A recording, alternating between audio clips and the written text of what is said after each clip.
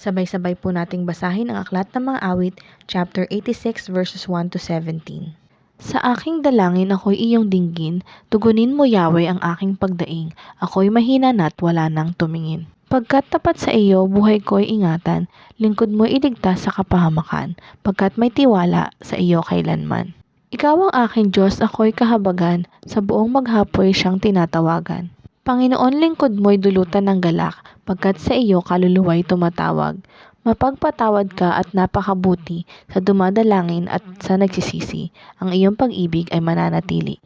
Pakinggan mo Yahweh ang aking dalangin, tulungan mo na po ako'y iyong dinggin.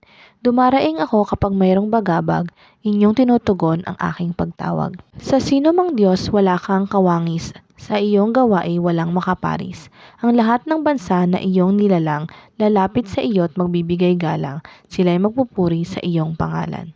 Pagkat ikaw lamang ang Diyos na dakila na anumang gawin ay kahanga-hanga, ang kalooban mo'y ituro sa akin, at tapat ang puso ko na ito'y susundin, turuang maglingkod ng buong taimtim. O Panginoong Diyos, buong puso'y laan, pupurihin kita magpakailanman at ihahayag ko iyong kadakilaan. O pagkadakila, pag-ibig mong wagas, dahil sa pag-ibig ako'y iniligtas, di hinayaang masadlak sa daigdig ng mga patay. Mayroong mga taong ayaw kang kilanlin, taong marahas na ang adhikain, ay labanan ako't ang buhay ay kitlin.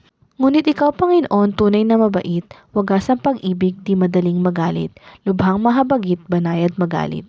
Pansinin mo ako iyong kahabagan, iligtas mo ako't bigyang kalakasan, pagkat ako'y lingkod mo rin tulad ng aking nanay. Pagtulong sa akin iyong patunayan upang mapahiya ang aking kaaway, kung makita nilang mayroong katibayan na ako'y inaliw mo at tinulungan.